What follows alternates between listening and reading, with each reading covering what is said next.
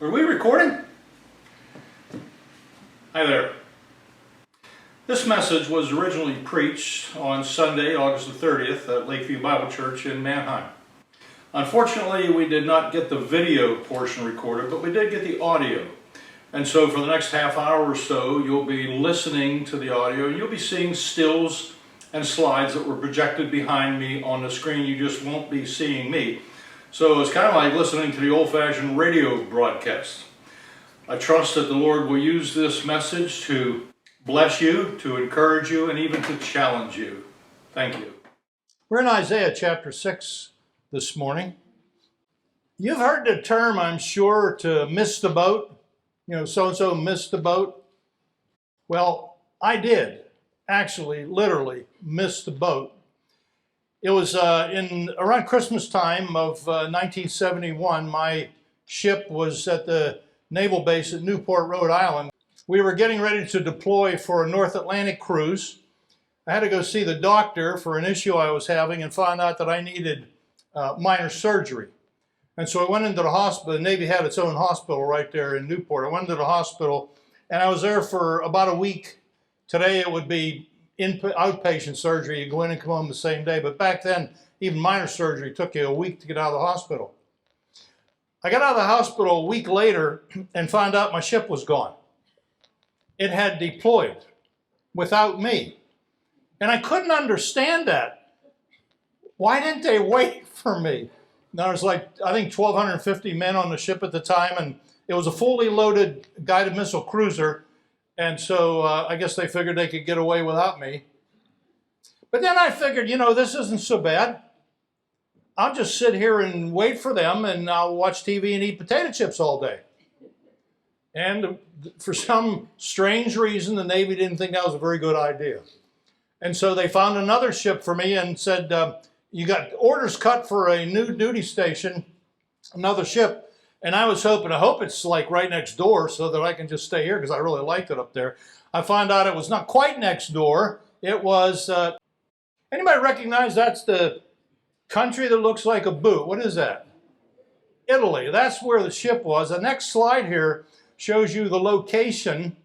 That circle in the top, that's Livorno, Italy, which is where I had to go to. They flew me over to Rome and then flew me from Rome to Livorno. And then I got a bus, went up to Gaeta, Italy, which is actually where the ship was docked. Gaeta, between Livorno and Gaeta, there's a little town called Pisa. Anybody ever hear of the Leaning Tower of Pisa? Once in a lifetime opportunity, I slept the whole way. So I missed it. We got to do a lot of cruising, though, around Italy. This next slide, up on the right-hand corner, that's the town of Trieste. Anybody ever hear of Trieste, Italy? It's just a little place. They have the best spaghetti, though. It's right beside the Slovenian border, so there were communists right next door to us at the time. But the lower circle on that picture is Rome, biggest city, the most important city in Italy. And there's another one. The next slide shows you another picture. This is down the coast a little ways. And so when you're out in the sea, if you're not too far away, you can see that city. It's called Naples. That's what the city of Naples looks like today. It is a massive tourist place. I think today there are currently about 1 million people that live in Naples. If you go out to see a little bit from the coast, though, this next picture shows you what the coastline of that bay looks like. And if you notice carefully, there's a mountain in the background. Now, this picture was taken at sunset, so this one is a little bit clearer representation of that mountain. If you look at the top of that mountain, it looks kind of a little bit strange. It looks like it was cut off or something. Well, the next picture shows you why. Because that mountain isn't really a mountain, it is a volcano. It is probably the most famous volcano in the world. It's known as Vesuvius. Okay, the next picture shows you what it looks like when it's active. Now that volcano has not been active. I think since the time of Christ, it's been active about 50 times. The last time it was active was 1944, before the end of World War II. actually the cloud of dust coming out of the top of that volcano in 1944. This next slide, see that green area on there? And then there's a little red circle below that green area. That green area is a national park. It's a national park where Mount Vesuvius is, and that little red circle is about 6.5 miles from the volcano itself. The name of that town is called Pompeii. That's what Pompeii looks like today. It's been cleaned up a lot since the volcano took place. Back in the year 70 is when the Romans came against Jerusalem because of what they called rebellion or insurrection. Titus's army came over, pretty much wiped out. It started in the north in Israel, worked its way down to the south till it got to Jerusalem. When it got to Jerusalem, it decimated the city, put the torch to the city, and tore down the temple. That was 70. 9 years later, that was 79, AD 79, that is when Vesuvius became active and it erupted. Out of the top of that volcano, the ash and the pumice and the molten lava spewed out of the top of that volcano 21 miles into the atmosphere. 21 miles. It came down and it superheated the ground all around it. It's estimated today that the ground temperature from where the molten lava came down from Vesuvius reached over 570 degrees Fahrenheit. And it takes, at 570 degrees Fahrenheit, it takes seconds to incinerate a body. And then, so they started cleaning it up. Now, it's estimated during that time there were about 30,000 people that lived. There were two cities. Pompeii was one and Herculaneum was the other. And then there were several other smaller villages and towns that all came under the terror of that volcano. 30,000 people lived there. So they started cleaning it up. To this day, they have so far located about 1,500 bodies. Now, when I say bodies, I mean enshrined corpses that were covered by the lava. There are pictures on the internet. I didn't want to bring any of them because they're kind of gruesome. Let's go to the next slide. That's a little bit closer look at it. So if you're in what was then the town of Pompeii, which today is nothing but a tourist area, you can see Vesuvius off there in the distance. Now they started excavating. Of course, they had to cut away all the hardened lava, so it's like excavating through rock. And then this next picture shows you today. If you look on the right side of that, that's where the excavations have taken place. That's where they found bodies that were in, or what was left of the bodies, in a state of trying to move. The thing came upon them so quickly, they were unable to even complete their moving. So the bodies were encrusted in the lava. They chipped away the lava to find the bodies. But look at the left side of that picture.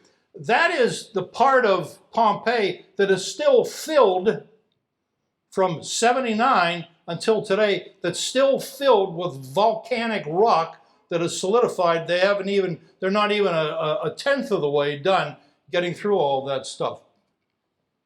That's some of the excavation work that's taking place today. Here's what's interesting. People have asked, by the way, some people say, how do you know all this stuff happened? Because there was an eyewitness. His name was Gaius Plinius. Scholars today call him Pliny. And he wrote 2 letters to a Roman historian by the name of Tacitus. And in those letters, he described what he saw in Pompeii before this thing went down. Fortunately, he was able to get out of town before the volcano erupted. But the question that's been asked many times since then is, how could all of those people been caught off guard? 30,000 people. Weren't there some signs? And the answer to that was yes, there were signs. There were several signs, as a matter of fact. For quite some time before that volcano erupted, there were tremors in the earth. So people all over the area, every once in a while, you'd start to feel the grind. It was like living in San Francisco or something with the earthquakes. You'd start to feel the tremors, and the tremors were becoming more often. We're getting closer together. We're getting more pronounced. The second sign was that, and this would have been a concern, I know if I was there, within a few days before the volcano actually erupted, everybody started noticing the animals in the area were leaving. All the animals were gone within a few days before the volcano erupted. And then the final sign, and the one that makes you scratch your head, is that in the immediate time prior to, within a day or two prior to the eruption of that volcano, they noticed that the water in the Bay of Naples was boiling. And it's not supposed to boil. 30,000 people didn't see all those things and say, I think we better get out of here. Well, they saw them, but they didn't get out of there. Seeing signs that should say something to you, and yet they don't. That's a subject to today's message. How do you describe the indescribable? How do you explain the unexplainable? How do you help somebody to see something that cannot be seen? That actually is the challenge for Isaiah that he takes on here in chapter 6, beginning at verse 1. He draws a picture, and he draws a picture that most definitely needs to be seen, even by us today. Now, he had a vision in chapter 6. He had a vision in which he encountered Yahweh, the God of heaven. And what an incredible vision it is. It's a vision that brings to the prophet an awareness of three things. There were three things that Isaiah was aware of after he had seen this vision, that as you listen to him describe it and get these pictures in your mind, you come to the same conclusion he does, which was basically, wow. The first awareness that he had in this vision was an awareness of God. Verses 1 to 3. Isaiah chapter 6, verses 1 to 3. An awareness of God. It says, in the year of King Uzziah's death. Now, King Uzziah had been the king in Judah. He actually took over as king when he was 16 years old. So here's a 16-year-old teenager running the whole country of Judah. He was able to remain king for 52 years. It had been a long reign. In fact, the next three kings that come along after him, all of their reigns together just basically came up to just a tiny bit over 52 years. So he had a long reign. During that reign, he started out as a really good king. And during that reign, he was able to increase the military might of Judah. He was able to do good things for the economy. Judah was a prosperous people at that time. They had a strong military. And since they had a strong military, they had peace with their neighbors. Nobody was trying to attack them yet. So he reigned for 52 years. And then he did what so many other leaders do when they're in that kind of a position. He began to look around and he started to think to himself, look what I've done. This whole place is better because of me. I've built this up. I've made this better. And pride became the downfall of Uzziah. God struck him with leprosy because of that pride. He had to leave his position as king. His son Jotham came over and took over after him. Now, Jotham was a good king. Uzziah never was able to lead the country until the day of his death. So this time, by the way, when he says in the year of King Uzziah's death, it's 740 BC. 740 BC, the year that King Uzziah died, this is the vision that Isaiah had. He said, I saw the Lord sitting on a throne. The word Lord is translated there as Adonai in Hebrew. The word Adon is a Hebrew word that literally means, it can be translated as Lord or Master. Often it's just used as of a human being that's in charge of something or someone. Somebody that owns a house and has servants, he's called the Adon. What the Hebrew does, though, is when you attach the ending I to it, Adonai, it becomes very specific, because then it doesn't mean a master or a Lord. It means the master or the Lord. Isaiah understood, and I don't think he understood yet exactly who it was, but he understood that what he was seeing in this vision was some kind of a ruler who was a super ruler. And notice also it says, I saw the Lord sitting on a throne, lofty and exalted.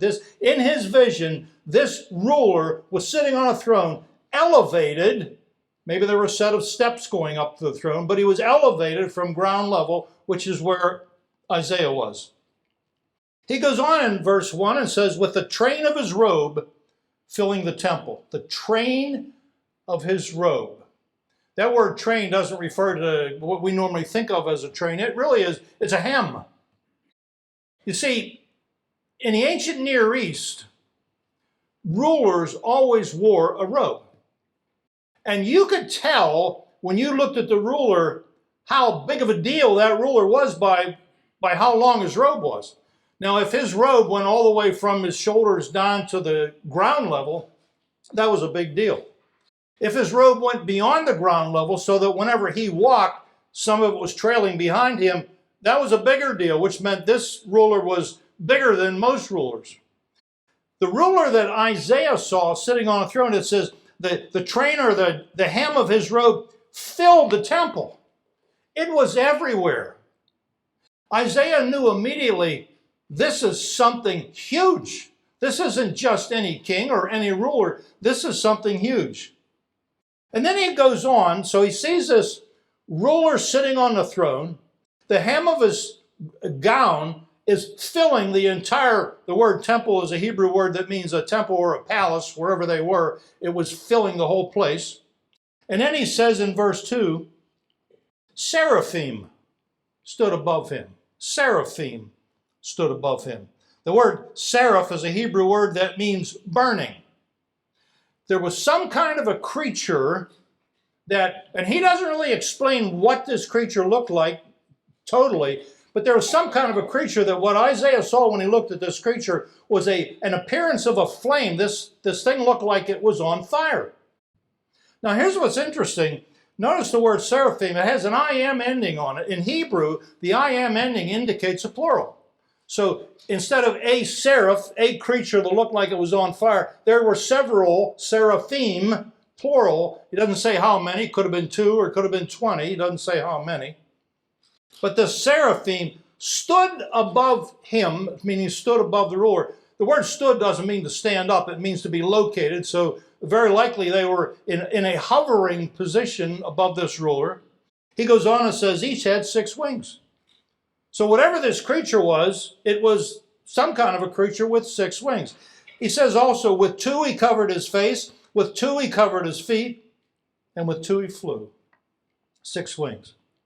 The covering of the face and the covering of the feet was like, the symbolism there was you get like this and you're basically showing humility and subjection to whoever is on that throne demands my humility and my subjection. The third pair of wings with 2, he flew. So these seraphim, these flaming looking creatures would have 6 wings, were actually able to move around by flying, and they're hovering above this throne.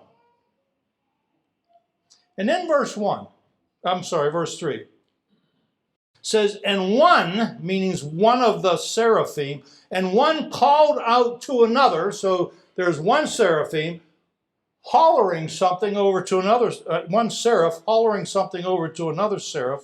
One called out to another and said, holy, holy, holy is the Lord of hosts. Holy, holy, holy. Interesting technique in Hebrew grammar. Whenever a word is duplicated in Hebrew grammar, that's the way that they had of making what we call today a superlative. Remember grammar class back in 9th grade? Remember your superlatives, right? So if something is good, the superlative says it's best. So the way they made a superlative was by to duplicate a word. So instead of saying that whoever was on this throne is holy, they would have said this person is holy, holy, meaning the holiest. But then this seraph did something that is unusual. Notice holy, holy, holy 3 times. This is the only time that I'm aware of in the Old Testament that a triplet is ever used. Now there is one used in the New Testament in Revelation chapter 4, and the scene is the throne room in heaven. So this seraph is one seraph calling over to the other seraph saying, holy, holy, holy is the Lord of hosts. Now watch this. Notice the word Lord there. All capitalized. In the first case, up in verse 1, it was capital L, small O-R-D, which is translation of Adonai. Here, all four letters are capitalized, which is a translation of Yahweh. In Hebrew, the word means I am. I am. That's what God called himself, the great I am. It's at this point, Isaiah says, there is no doubt in my mind who that is sitting on the throne. It's none other than the God of heaven. Now, when you first read this, and then he goes on to say, the end of the verse, the whole earth is full of his glory. The whole earth is full of his glory. See the word is in that sentence? The whole earth is full of his glory. Doesn't even exist. Hebrew often doesn't use verbs, uses nouns and adjectives, which is what happens in this case. The literal translation of this would be the fullness of the whole earth, his glory. That's what it says. The fullness of the whole earth, his, meaning that ruler, his glory. You have to supply the verb. And some commentators will put it in one place and put it at the other. So it doesn't matter how you're translating this, but the meaning comes clear. Is that this entire, Isaiah is saying, the whole world, when you look around this whole world, all of it is pointing to the one who created it. This world is a result of his glory. This world exists because of his glory. Isaiah has recognized the fact that in this vision, and I'm sure to him, it didn't seem like a vision. To him, it seemed real. I'm looking at God. I'm looking at God. And it terrified him. Why is that? Back in the Old Testament, the book of Exodus, chapter 33, God says, no man can see me and live. No man can see me and live. And so Isaiah is putting two and two together very quickly, coming up with four. This is bad news. Then he has an awareness of the second thing, and this is what shakes him to his foundation. So first he has this awareness of sin, and then beginning at verse 4, he has an awareness of sin. Now, first of all, when you read there in verse 3, one seraph is calling out to the other, holy, holy, holy is the Lord of hosts. It is not like one seraph's here and one seraph's here and one seraph is saying, holy, holy, holy is the Lord of hosts. Because look at verse 4. It says, and the foundations of the thresholds trembled at the voice of him who called out. The foundations of the thresholds trembled. The foundations, it's actually a Hebrew word that means the door hinges. Massive doors on the front of this palace or temple, wherever it was. Massive doors. And at the speaking of this sentence, holy, holy, holy, Isaiah says the door hinges start shaking. So apparently, the voice of the seraph isn't a holy, holy, holy. It is a booming voice that shakes the very hinges of the door. And then he goes on. The foundations of the threshold trembled at the voice of him who called out. The very speaking of the phrase, holy, holy, holy is the Lord of hosts. Everything starts shaking. And then it also says, while the temple was filling with smoke. Put yourself in Isaiah's place. You're looking at somebody on the throne, and what has transpired is it just clicked in your mind. The light bulb came on, and you're thinking, I'm looking at God. And as you're thinking, I'm looking at God, this massive voice, sounds like your speakers all the way up on extra loud, starts yelling, holy, holy, holy is the Lord of hosts. And I'm looking at God. And then the door hinges start to shake, and then the place is filling with smoke. Your first thought has to be, oh boy. And that, in fact, is what his first thought was. Look at verse 5. Then I said, woe is me. I'm ruined. That word woe is it's an interjection. We've talked about that before. This is a different interjection. It's the Hebrew word oi. Oi, that's it. Oi. Very similar, by the way, Yiddish today has an expression, oy vey, which comes from that. Oy vey, it means, oh boy. Isaiah immediately is aware this is not good because what I'm seeing and what I'm hearing is a problem. And so he says, woe is me, for I am ruined. Dama is the Hebrew word, and it means destroyed. Currently, today, we would say something like, I'm toast. Isaiah comes to the realization, number one, that he has seen God. Number two, that the Bible says if you see God, if you see his face, you can't live anymore. That would put the fear of God into anybody. But I want you to notice this.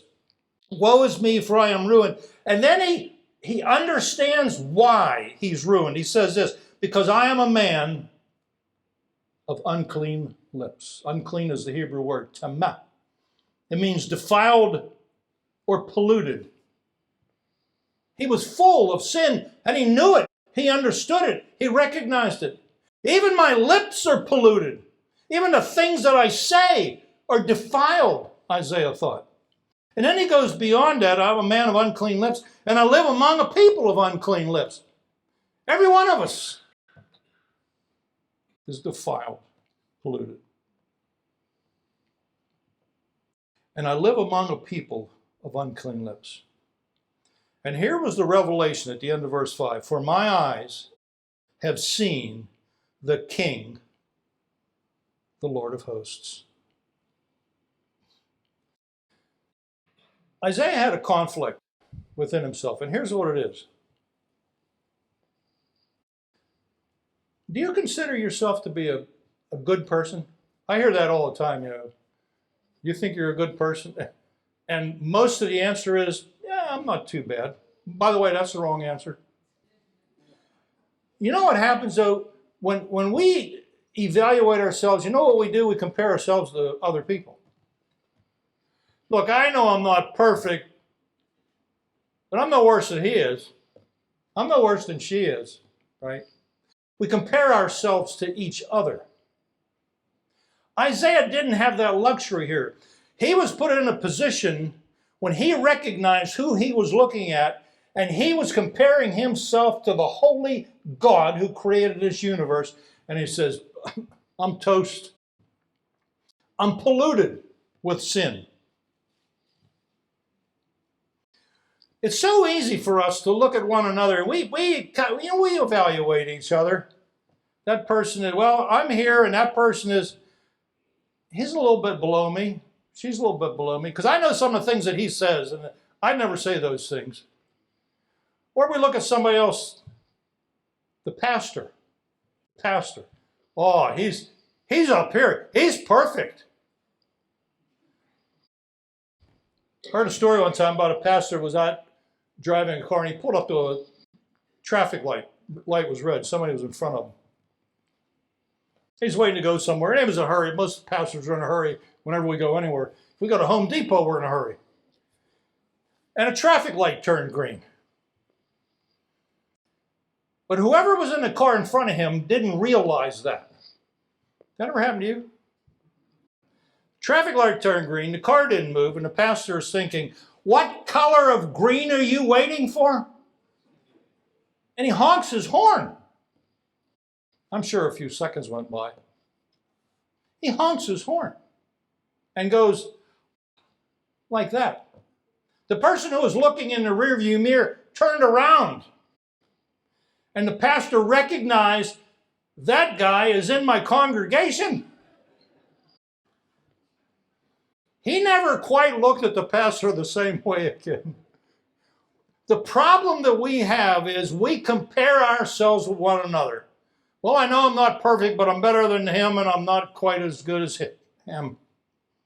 We need to compare ourselves with God. That's what Isaiah was doing. So he had an awareness of sin. An awareness of God. He had an awareness of his sin. The third thing, and this is the most important, he finally came to an awareness of forgiveness. Look at verse 6. Then one of the seraphim flew to me with a burning coal in his hand, which he had taken from the altar with tongs. Here's a hint. Anytime you're going to handle burning coal, it's best to do it with tongs. He brought this burning coal out of the fire with tongs over to Isaiah, and he said, he touched my mouth with it. Now, what's your first reaction when you read that? I'm thinking, oh, that must have hurt. And it didn't hurt. That, by the way, that's one of the reasons that Bible commentators know this had to be a vision, right? He touched my mouth with it and said, in verse 7, behold, this has touched your lips, and your iniquity is taken away, and your sin is forgiven. Iniquity is the Hebrew word avon. It means perversity or depravity. We talk about the depraved nature of fallen man. Every one of us have a depraved nature. This seraph touches his lips and says, your depraved nature is taken away. It's the Hebrew word sorted. It means to remove. Your depraved nature is gone. Just like that, it's gone. And then he says, and your sin, hata in Hebrew, it means an offense. Do you realize that every time we sin, if we say the wrong thing or do the wrong thing, which is contrary to God, or even think the wrong thing in our minds, every time we do that, we offend the holy God? And the seraph says to Isaiah, your offense is forgiven. It's the Hebrew word kafar. It means, it's a verb that means to cover. It's covered. Your sin is covered. In other words, God doesn't see it anymore. Your depravity is removed.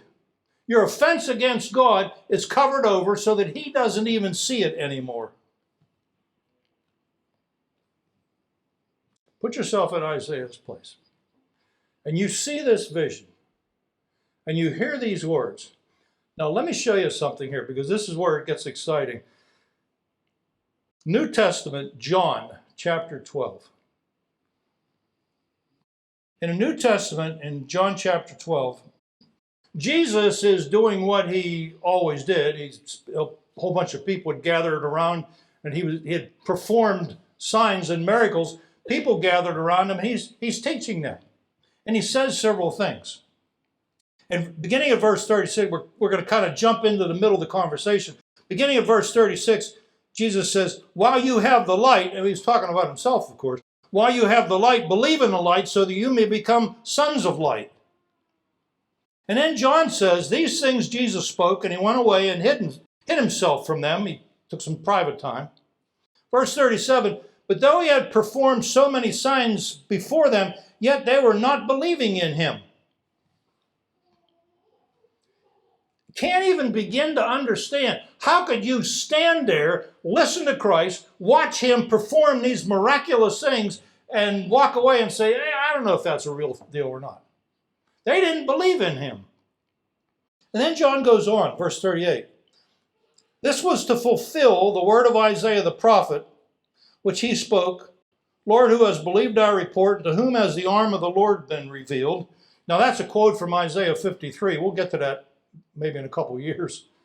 But it's a quote from Isaiah 53. And then he says this in verse 39.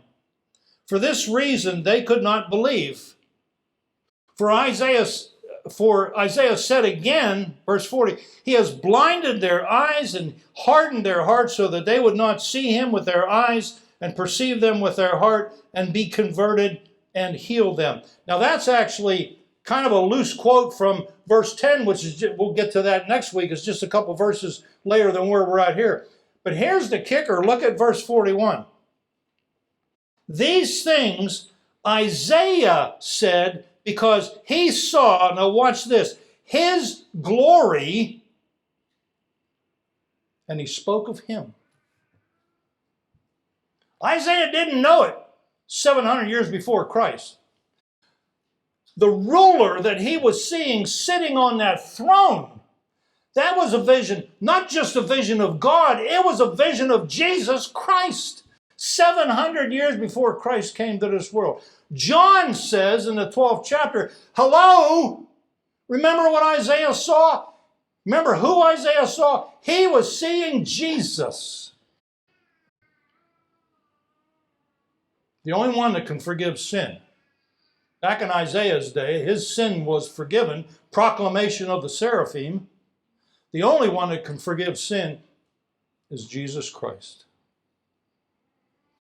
You know, when I got out of the Navy, I believed in God. I believed that there was a place called heaven, and I believed that there was a place called hell. And I had a problem because for some reason my mind started thinking, I wonder where I'm going when I die, and I didn't know that. And so it bothered me more and more, and I looking for an answer, I didn't know where to look. I looked into the church that we went to wasn't a church that taught the gospel, and so I listened Sunday after Sunday and never hear the gospel. I was confused. Finally, a guy at work started sharing the gospel with me. Slowly, I came to a realization that I was in big trouble. And there was one solution. Now, following the testimony that was shared with me, I went home one night. I found a Bible. Actually, it was a Bible that was given me when I went into the Navy, a little pocket testament and the Psalms and New Testament. And I found a place in the back that said where to turn when you need saved. And I turned to Romans chapter 10. John, do we have, I read this, that if you confess with your mouth Jesus as Lord, in other words, agree with God that Jesus is the Lord, and Paul goes on, and believe in your heart that God raised him from the dead. In other words, it wasn't a hoax, it wasn't a tale, it wasn't a fantasy, it was real. He died on the cross to pay for my sins. God did raise him from the dead, and believe in your heart that God raised him from the dead. Paul says, you will be saved. For with the heart a person believes, resulting in righteousness, and with the mouth he confesses, resulting in salvation.